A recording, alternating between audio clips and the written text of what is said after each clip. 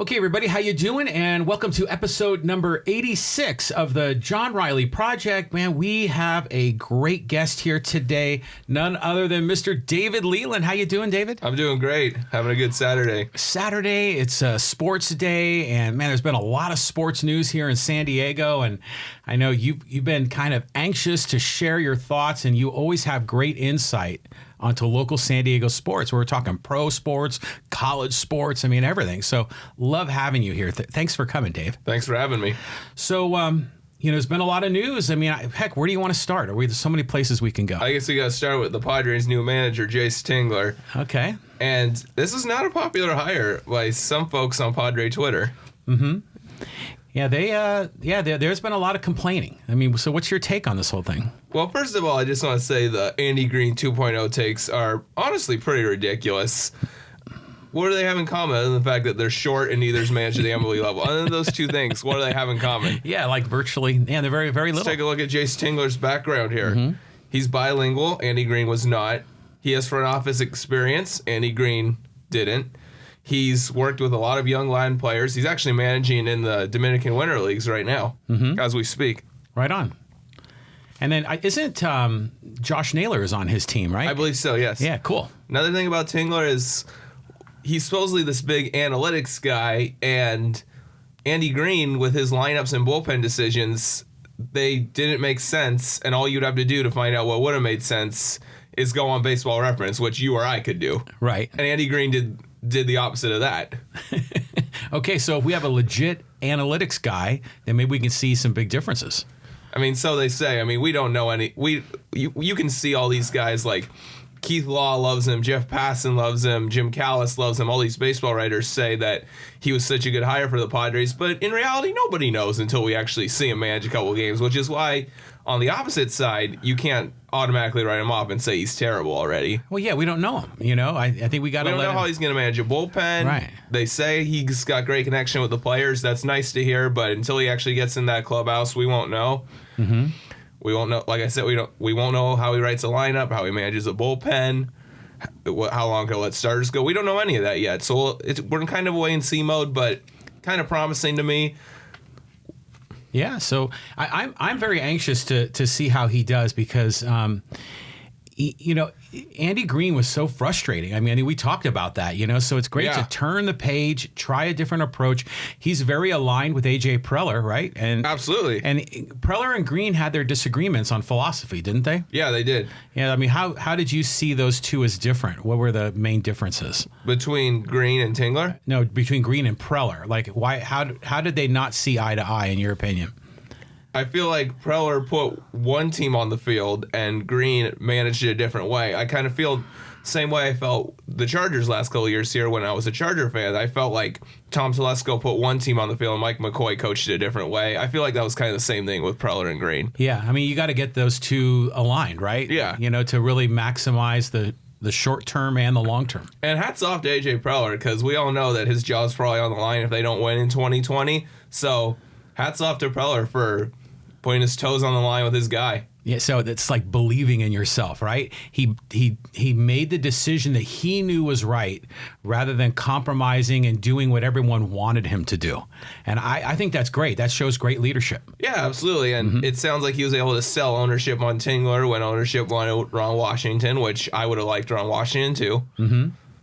So great. So I think again we're just learning about Tingler, and I know it's funny. I was thinking Tingler. Remember the old Aztec basketball coach Fred Trenkel? It's kind of similar in the sounding names. I think it was a little before my time. That was before Fisher, I think, in the 90s. So what else? What else do you have on Tingler? What are your other thoughts on him?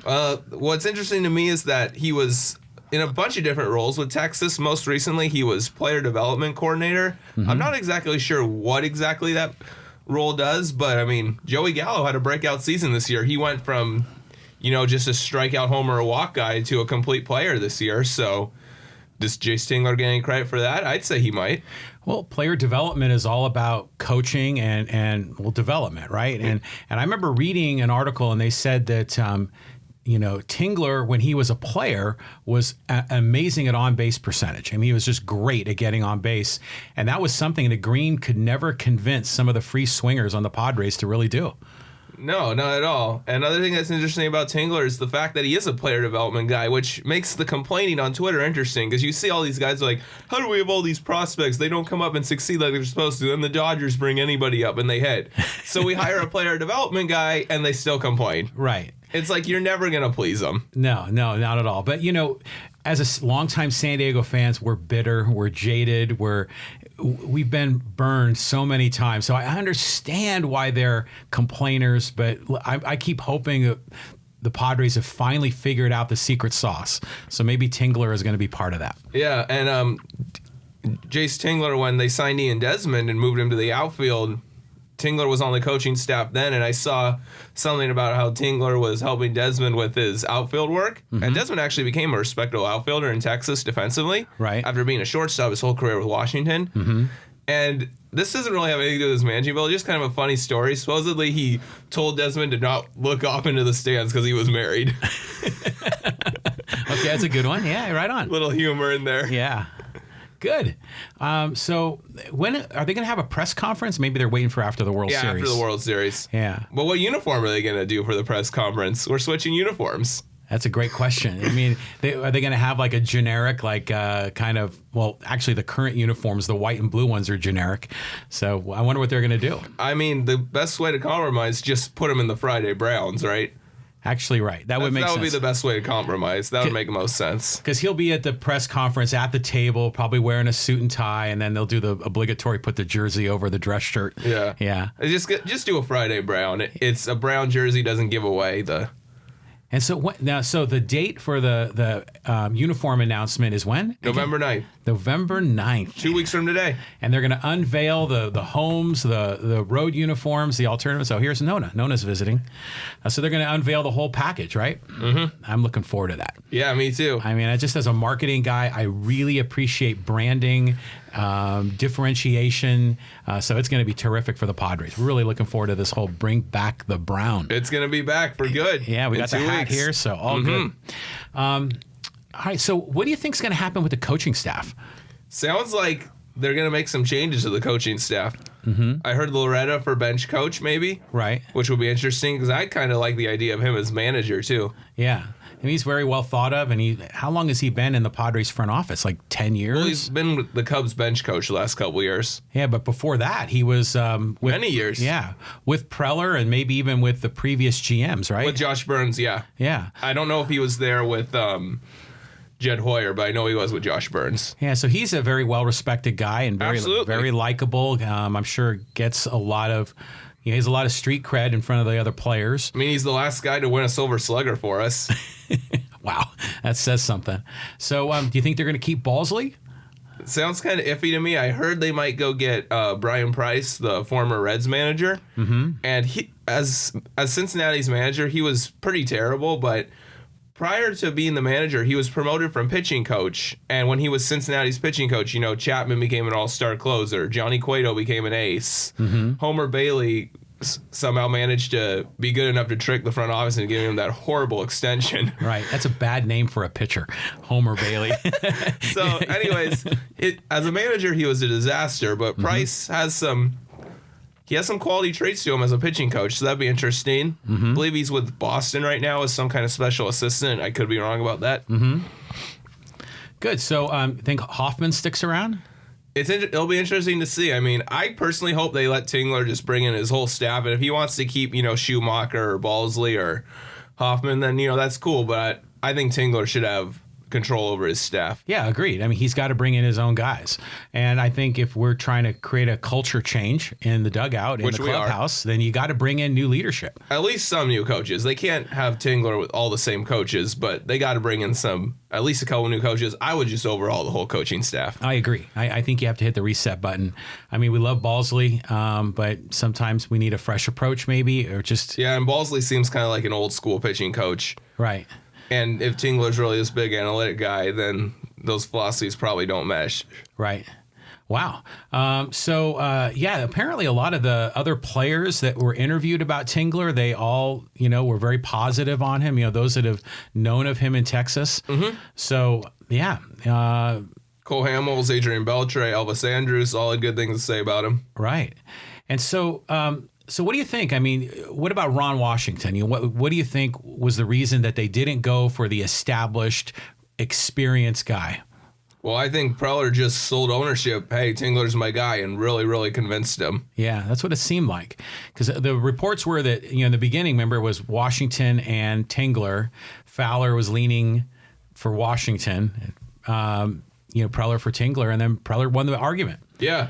But, Fowler said heads will roll. So, this is what we said, Preller taking a very big risk here, doing what he believes. And if it doesn't work out, he'll be on the street. But if it does work out, he'll be looked upon like a hero. Yeah. So nowhere really to go but up, right? Exactly. Yeah. So what else you got on Tingler? Any other thoughts on him? Just wait and see if he's a good manager. His background's promising, so I think he's going to be good, but we don't know. And if you don't like him, give him a chance. So if you were in Preller's position, just based on who you know and the other managers are available, would you have maybe chosen one of the other guys, like Showalter, or were some of those other names that were mentioned in the hat? Would any of those have been to your liking?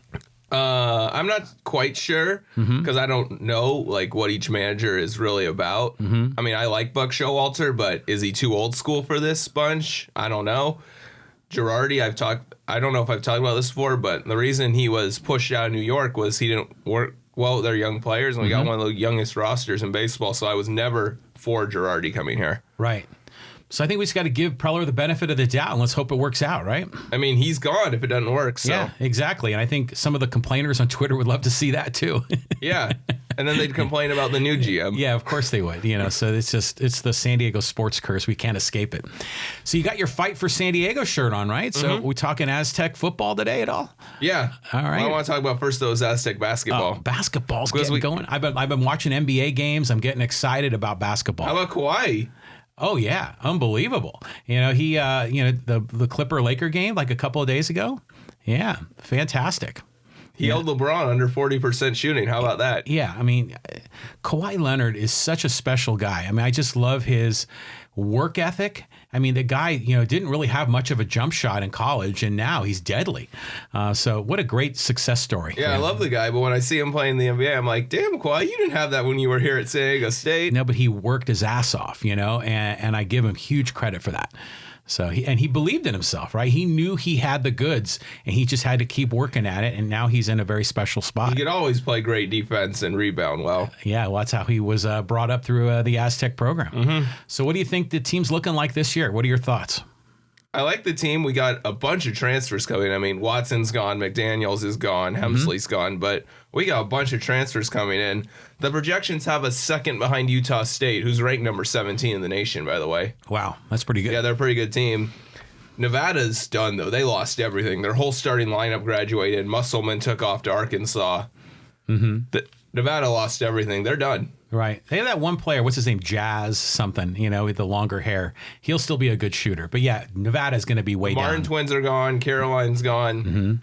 They lost everything, basically. Basically, yeah. As for us, I mean, we got Malachi Flynn and KJ Feagin, the transfer guards. Flynn from Washington State, Feagin from Santa Clara. Right.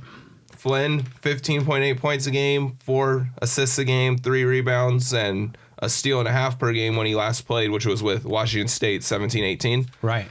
And then Feagin, again, 17-18, last time he really played with Santa Clara. 17 and a half points a game, 4 assists a game.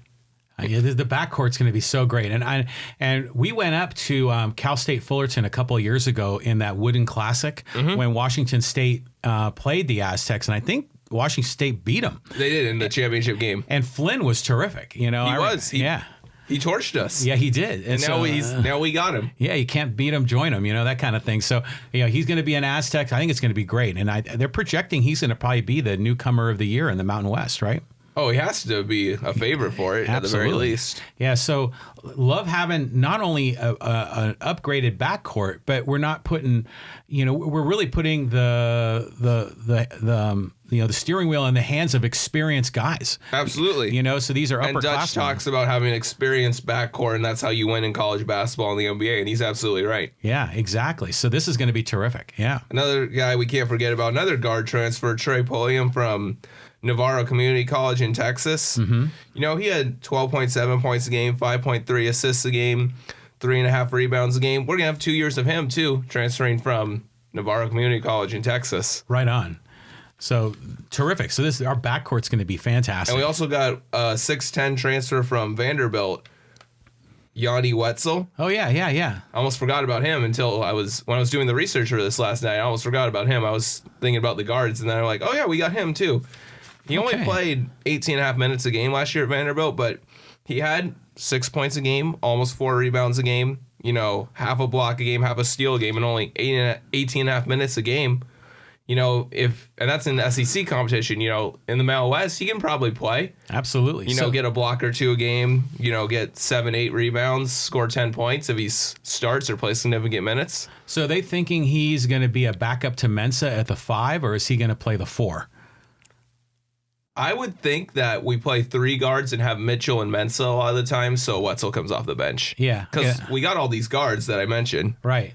Okay, so maybe Wetzell spells Mensah at the 5. And we still got Jordan Shackle, too, so we got a lot of guards. So probably going to go 3 guards a lot of the time. Right on. Okay, good. So what else do we got? Who is the player that I saw in the alumni game that was just blowing everyone away with these spectacular dunks? Was that Pulliam? I'm not sure who that was. I didn't see that, so I'm not quite sure what you're talking about. Yeah, but apparently I think he's one of maybe the freshmen that's coming in. Maybe his last name is Johnson. I can't recall. But apparently he's spectacular and has great athleticism. Oh, yeah. Now I know who you're talking about. That's the only freshman we got this year, so I don't know how much he'll play because he's like literally the only freshman that we have. But they say he's unbelievably talented, but raw. And apparently the scouts came and they were looking at some of our other players and they saw him and they're like, who the heck is this guy? So he could be special. All right. Yeah. I mean, we got all these experienced guards. So, let him develop this year. We don't need to push him out there. Let him develop. And then when we lose Flynn and Feagin after the year, he takes over for him. Right on. And got some new assistant coaches on the team. So it's going to be a new look Aztecs. I'm excited for it. I am too. And so when's the season starting? Wednesday, we got UC San Diego exhibition game at Viejas. Right, that's my alma mater. So, apparently this is their last year in D2, and they're going to be competitive for the national championship at the Division II level. So this will be an exhibition against the Aztecs, won't count. I'm looking forward to the Tritons in D1 next year. It's going to be great. That should be cool, have another D1 college here in San Diego. So we'll have 3 of them. That'll be great. So then now my allegiances might start to shift a little bit because when I graduated from UCSD a million years ago, I adopted the Aztecs as my D1 program. So now I'm going to have, twin programs to follow. I mean, are they ever going to play each other besides like exhibitions? I don't know. Maybe it might turn into a non-conference game. UCSD will be in the Big West. So they'll be playing against, Long Beach and Santa Barbara and all those other schools. So we'll see. I think it's going to be exciting. And then season opener for the Aztecs, November 5th, Texas Southern at Viejas. Okay, right on. Okay, so they're in like the Southwest Conference or something. I think something. they're Southwest Athletic Conference. Yeah, the SWAC. Yeah. Okay. All right, on. Okay, so and then the big test will be on Thanksgiving, right, when they play in Vegas. Yeah. If they beat Creighton the first game, they'll probably play Texas Tech, who played for the national championship last year. Right on. Yeah, so I took my 2 kids a couple of years ago to Vegas when they played in that tournament, and it was awesome. They beat Cal, and they lost to West Virginia. But we had a fun time there, and there's tons of seats available if you want to go out to Vegas to go see those games. Oh, I'm sure it is. I mean, how many people are in Vegas for Thanksgiving? Yeah, not many. But it worked out really well for us, and we had a great time, and it's a good excuse for a road trip, right? So, always. Yeah. So super. So that's going to start next Wednesday. So I don't get season tickets. I usually kind of cherry pick games, but maybe that might be a good excuse for a Wednesday night just to roll down there and just see what's going on. Mm-hmm. And it'd be easy to get a seat, no problem for an exhibition game. Absolutely. Yeah, right on. Okay, so I'm excited.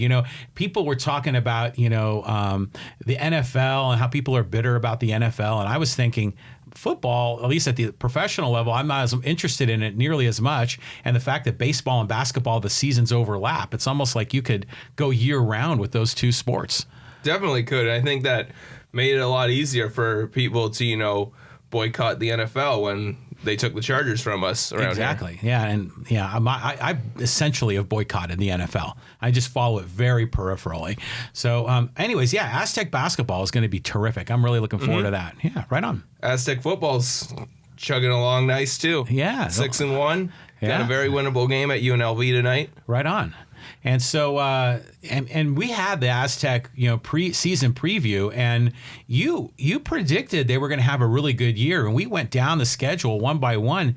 I mean, we should go back and check our notes, but you got to be pretty darn close to right on the money. I had us losing to Utah State, and I thought that maybe we lose a non-conference game, which I don't see at this point now that we won our first three, and BYU's so inconsistent, and we'll get them at Qualcomm or SDCCU now. Yeah. I still call it Qualcomm. Yeah, of course. Yeah. And I predicted us losing a close one to Utah State, unfortunately. But team's actually a little bit better than I thought even. Yeah. Yeah. Defense is amazing. They're top 10 in not just the Mountain West, the entire FBS. Yeah. In a lot of defensive categories. And I think, who's the outstanding linebacker? Tezino. So do you think that kid's going to be playing on Sundays? Absolutely. I mean, did I read he might be like a first rounder or a second rounder? He might be. Who knows? I think I heard that he would be if he wasn't undersized for a middle linebacker. Well, I went to the Wyoming game with one of my buddies here in town a couple of weeks ago. We had a great time, and Aztecs, got down early and came back and won that game. That was a really fun time. Think about this Aztec football team, and they've always been this way under Rocky Long, especially the last couple of years. They're the complete reverse of what we saw from the Chargers the last couple of years here. Remember when we were Charger fans and when they were in San Diego, and we just always thought they'd find a way to screw it up, choke? Right. It's the opposite of Aztec football. Even if it's like a close game they're losing, it's like, oh, they'll find a way to win. They find ways to win. Right. Well, which is great. That goes to their coaching staff, right? And Rocky Long's fantastic. Yeah. Great to have Brady Hoke back as the D-line coach and assistant head coach. Yeah. And the Chargers, they still find ways to choke, right? I saw the highlights. They were doing that goal line stand, and they couldn't punch it in, and then they ended up losing. That was hilarious. Yeah, so, yeah. I can get into them a little bit. Okay. You saw that Steeler fans took over. Did you see that? Oh, yeah. The Steeler invasion on the Sunday night game they had against Pittsburgh. That was hilarious. They lost to a third-string quarterback. It's just, I mean, it's got to be, it's such an embarrassment, really, for that program. The city of L.A. is just really shunning them. They don't care. Spanos, kind of makes you wonder what he's really thinking about. It really does. And the thing we used to say about LA is there's no way that LA was ever going to embrace that team. And I have no idea why he ever thought it would have been a good idea to put that $650 million into a relocation fee instead of a new stadium in San Diego, because there was no way LA was ever going to embrace that team. Not only did they flat out warn them, we will not accept you. If you just think logically about it, there was no way, because either Ram fans holding over and hoping they came back from St. Louis, which they did. You got still holdover Raider fans from, the Bo Jackson, Marcus Allen era teams. You got tons of transplants that are like, hey, I'm from Philly, I'm from New York, I'm from Boston, I'm an Eagles, Giants, Jets, Patriots fan. I don't care if you come or not. I'm not going to support you either way. Right. It's just unbelievable. And I'm really interested to see what ends up happening, because they're not filling the seat license promise with Kroenke in that new stadium. So apparently there's a little bit of a friction between the two owners. Did you hear that St. Louis rumor that got thrown out? No, tell me about it. So I saw a tweet that was saying there was a rumor that the NFL basically offered the Chargers to St. Louis. Now, I don't know how true that rumor is, but it makes sense, because if you didn't know this, St. Louis is in a lawsuit against the Rams and the NFL seeking financial damages for the Rams going back to LA. So it makes sense. The Chargers are failing in LA. They're not selling personal seat licenses. They have no fans. I'm sure Spanos isn't making any money in a soccer stadium. Right. I mean, he's losing 30,000 fans at least that he would have had in San Diego, which comes with parking and beers and hot dogs inside the stadium. Right. And so it would make sense if the NFL offered them up to St. Louis. It was just like, hey, we're going to give you a team now. Shut up and drop the lawsuit. Yeah, so that'd be a good negotiated outcome, maybe a win-win, and it would save face for Spanos. It might be a win-win-win if you consider us into the factor, because let's say they go to St. Louis.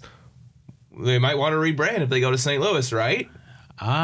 So they might be, yeah, right. They could St. Louis Stallions. I mean, I don't know if you knew this. You probably didn't, but before Robert Kraft bought the Patriots in the mid-'90s, they were going to go to St. Louis and be renamed the Stallions after the Cardinals went from St. Louis to Arizona. I didn't know that. Okay. So the Stallions brand is already there. It seems like St. Louisians would embrace that a lot more than somebody else's reject for the third time. So then maybe, kind of like with the Browns, right? Maybe San Diego could retain the Charger, absolutely logo, and then if we ever get an expansion team, there you go. You just took the words right out of my mouth. I was just about to say, if this happens, then that leaves the Charger name and branding open for a future expansion if that ever happens. But even if, let's say they go to St. Louis, become the Stallions, let's say we never get expansion back, at least we have the name back and we can say we are San Diego Charger fans without being associated with LA at all. Like a Seattleite can say, I'm a Sonics fan and not be associated with the Oklahoma City Thunder. Right. Yeah, it's a lot, so many different scenarios, and those rumors. There's a little bit of credibility to that. It makes sense. Yeah. But what's true, what's really happening behind closed doors? Who knows? We have no idea. No idea. Roger Goodell's going to continue to deny and continue to say he can work in LA because he's stubborn.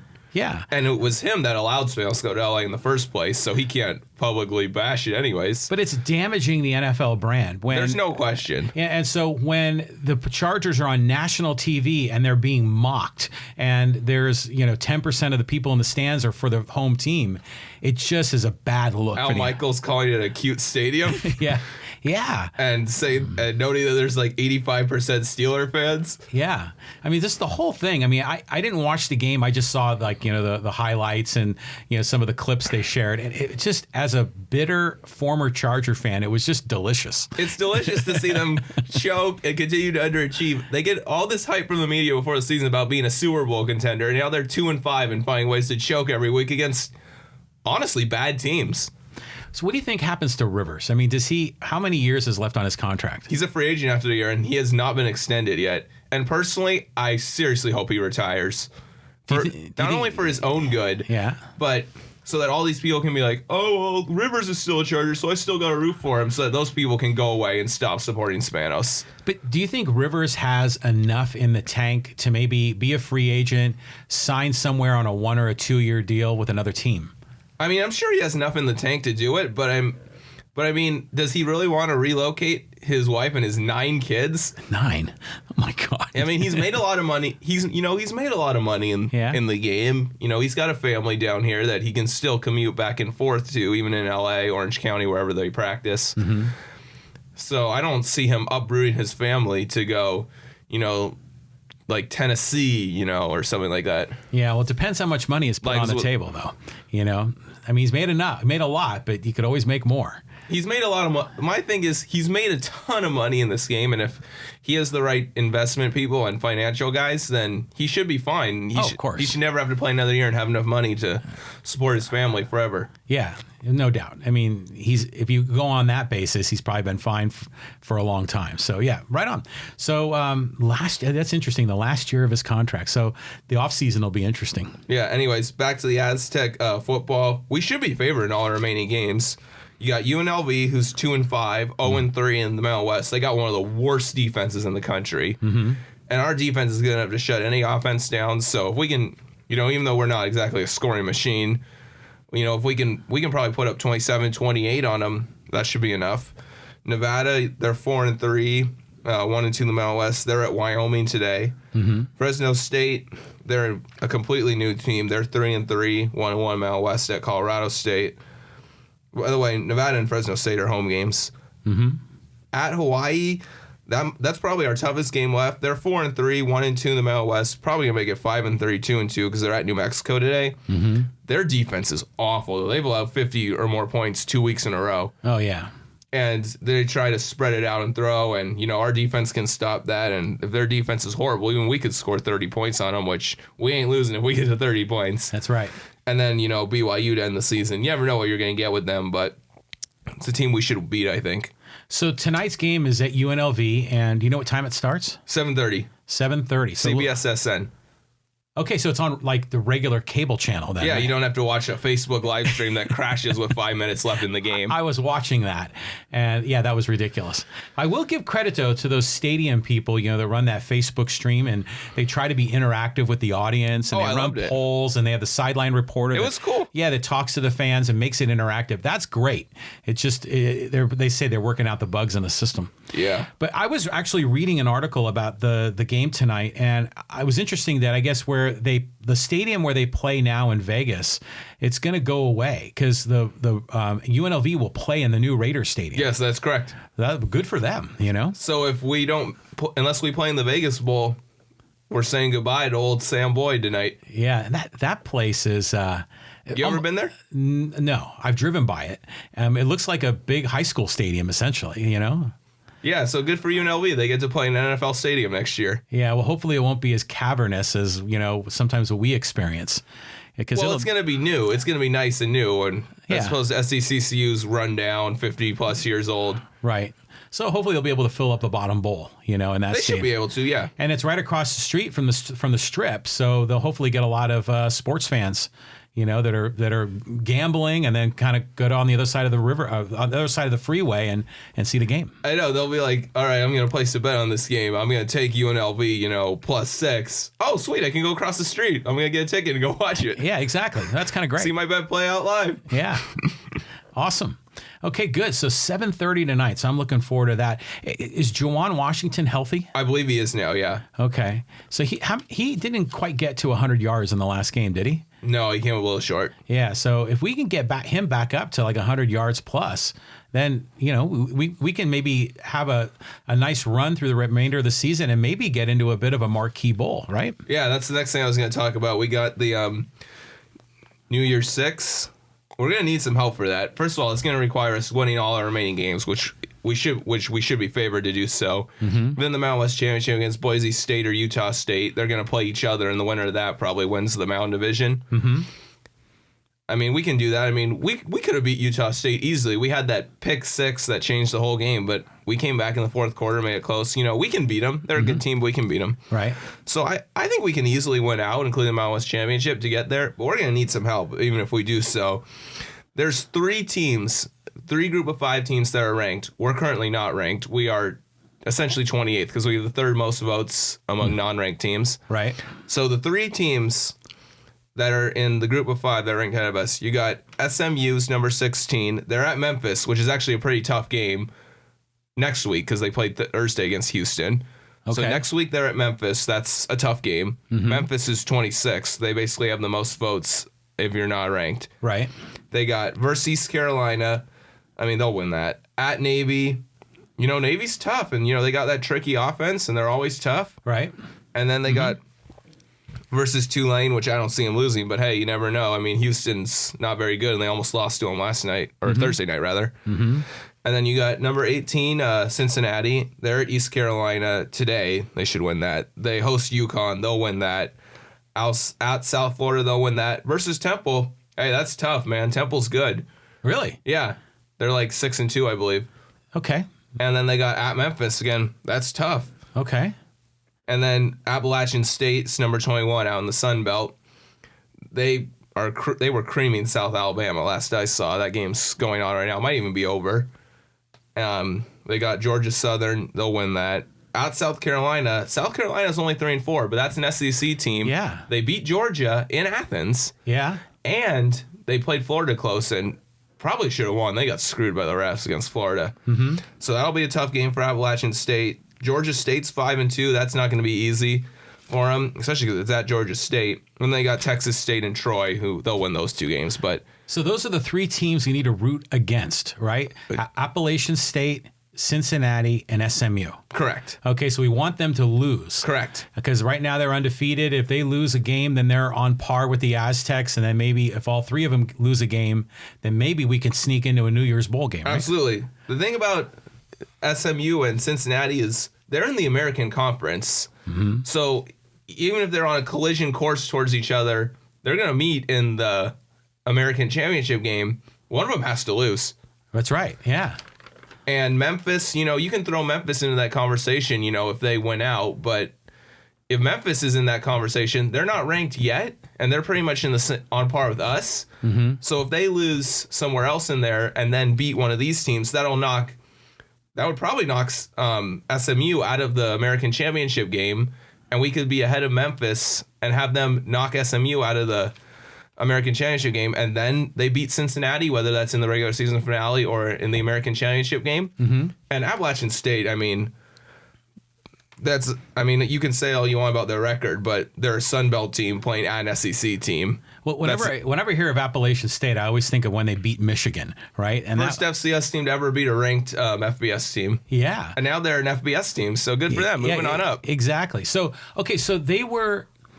Okay, I always get FBS and FCS and all this. Were they like a Division I AA, like yes. USD? Yes. Okay, and then that's when they beat Michigan. Yes. They were never Division II. No. Okay.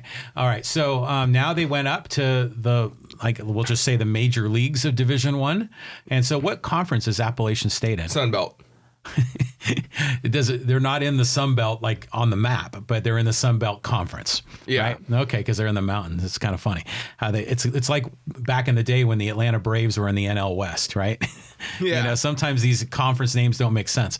Okay, so this is good because I was always wondering that. Obviously rooting for the Aztecs, but who do I need to check the scoreboard and root against? You're gonna want to check Southern Methodist, Cincinnati, Appalachian State, and possibly Memphis. Okay, cool. All right. Well, thanks for that update. Absolutely. All right. All right. So, tonight, 7:30, Aztecs at UNLV. Hey, the World Series is going on. What are your thoughts on that? Well, how about Aztec for life, Steven Strasburg in Game 2? Oh, he was fantastic. He's been fantastic all October for them. Yeah, good for him. You think he's going to opt out of his deal? I wouldn't be shocked, but I also wouldn't be shocked if Washington just re-signed him. Yeah, they'd have to. Although I'd love to make a run at him if he did opt out for the Padres, because San Diego State guy, played for Tony Gwynn, grew up here, grew up a Padre fan. If he opts out, I'd love to make a run for him, even if we don't get him. But assuming they don't unload any of the other big contracts like Will Myers or whatever, do you think the Padres would commit to another $30 million plus a year player? Well, Kevin Acee, also known as Ron Fowler's mouthpiece, right, did write an article saying they do expect to get up to a league average payroll.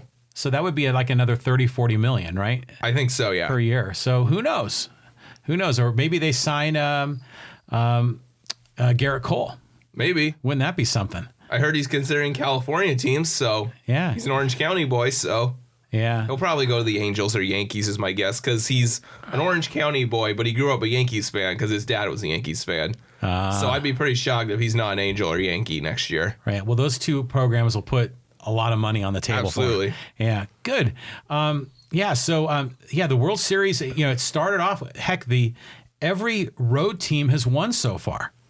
Right? Yes, correct. I was thinking it was like the 1991 World Series, the Twins and the Braves. That went 7 games. And the home team won all 7. No, the opposite. No, because that was when Kirby Puckett hit the walk-off in Game 6. Okay. So the home team won every game. The Twins won the first 2 in Minneapolis. Braves won the next 3 in Atlanta. Twins won the last 2 in Minneapolis. Okay, so I got it backwards. Yeah, the Twins had walk-offs in Game 6 and 7 at the old Metrodome. Okay, my bad. Before the roof collapsed. Okay. All right, so has there ever been a series where the visiting team has won every game? No. So we're in '96, the Yankees in Game 6 were the only home team to win. Okay, interesting. So I'm rooting for the Astros to win. They're playing tonight, right? Yes, Game 4 is tonight. Yeah, so I'm rooting 5 o'clock on Fox.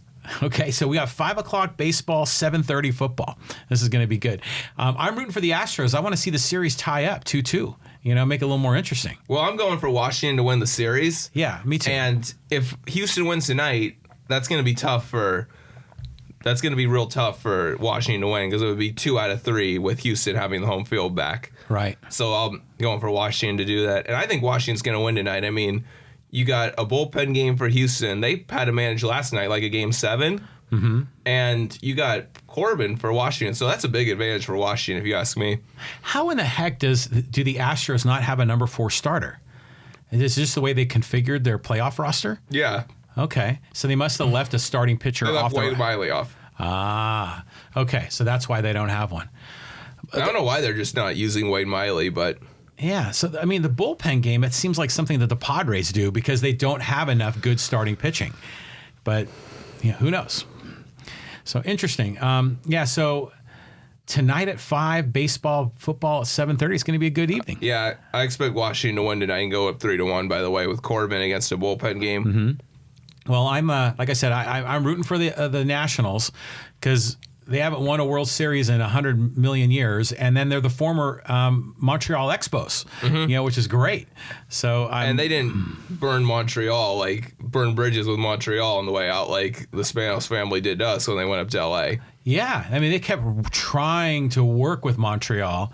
It just became unworkable. Yeah, and then Washington fans don't talk trash to Montreal for losing the team and taunt them for it. Right. Like LA fans do to us. Yeah, what little LA fans there are, or at least Charger fans. So yeah. It's something else. So yeah, I'm rooting for the Nationals because of the Expos, and because of the old Washington Senators and all that history. And I think it's great. And it's interesting because I love sports, but I also love politics, right? Mm-hmm. And so some of the political talking heads that you see on TV, they're talking about the Nationals because it's like their home team, right? Mm-hmm. And so they're excited for it as well. So it's just kind of fun to see Washington have a shot. And then we'll eventually get down to San Diego, will probably be the last remaining city that hasn't had a championship in like forever. Well, Cincinnati hasn't had a championship since 1990. Mm-hmm. And they're never getting a Super Bowl with Mike Brown, I'll tell you that much. Right. Just like Washington's never getting another Super Bowl with Dan Snyder. Right. So let them have this World Series because they ain't ever getting a Super Bowl with Dan Snyder. They did get a Stanley Cup last year, though. Yeah, they did. Yeah. Unbelievable. So, so this is a great, we're having all these Santa Anas. It's warm. I mean, I'm sure people are going to the beach. It's scary with the Santa Anas, but it does make for a pleasant evening when you're outside, right? Yeah. But now we got to be indoors to watch all these great games tonight. Yeah, and it is starting to cool off in the next week. Yeah, good. Big drop in the high temperatures next week, I believe. All right. So what other thoughts? You got anything else in your notes you want to share? Let me take a look here. We've covered just about everything, I think. Yeah, this is great. We covered a lot of stuff. I agree. So, as always, David, you're always welcome back here because when we talk sports, I mean, you're my go-to guy. Thanks. And you've got so much to offer. You got amazing insight, knowledge, statistics, and we kind of break it down. I love that. And like we said, there's going to be other times during the remainder of this year we can get together. We can talk around the time of the winter meetings. We can talk as we get maybe approaching the NFL playoffs. So there's still so much for us to get together and discuss before the end of the year. I mean, I know you're not a big NFL guy anymore, but I'm sure we'll have former San Diego Chargers that we liked. Oh yeah. Or Aztecs that are going to be in the NFL. I mean, Rashad Penny's Seattle Seahawks are 5-2. Oh, right on. Yeah, is he having a good year? He's kind of been slowed down by a hamstring injury, and last week, he was healthy last week, but the game plan kind of just prevented him from getting in because the Seahawks had to pass in the fourth quarter to try and come back against Baltimore, which they were unsuccessful at. But that's your new adopted NFL team, right? Correct. Okay. So I've reverted back to my childhood teams, the 49ers and the Raiders, and the Niners are having a great season. Yeah, and they're the only true Bay Area team anymore because, the Raiders are defecting to Vegas next year. Right.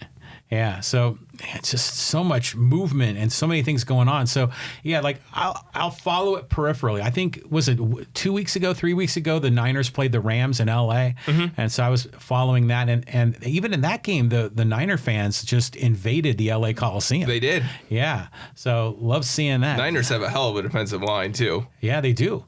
Joey Bosa's little brother, D Ford, DeForest Buckner, Solomon Thomas. Wow. And then Garofalo is back. Yeah. It's not really him. It's more so much their running game and their defense. But yeah, he's back. And he's a good quarterback, isn't he? He's a little overrated, but he can get the job done. Right on. So, yeah, maybe I need to start following the Niners a little more closely. They got a chance at a Super Bowl this year, I'll tell you that. When you got a D-line that good, really, anything can happen, yeah. Their defensive line's unreal. Right on. And that's how you win and lose games in the trenches. Something that Dean Spanos' team will thankfully never learn.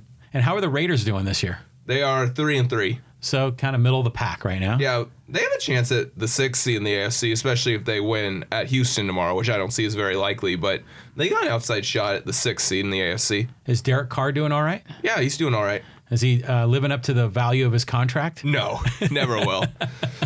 Yeah, he got a lot of money. He got over $100 million, didn't he? Yeah, I believe so. Yeah, that was something. If not close to it. Okay. Well, good. Well, David, thanks again for coming and joining us. And, it's right absolutely. It's Saturday morning, right? Well, maybe about noon about right now. So I'll try to get this posted before the World Series starts and certainly before the Aztec game. All right, great. And we'll get it up there and we could share it with all the people that enjoy this podcast and enjoy the work that you do on social media. All right. And thanks again, Dave. Yeah, no problem. If you want me back on soon, tell AJ Preller to make a move and I'll come on and talk about that move. Right on. We'll do that. All right. All right. See ya. See ya.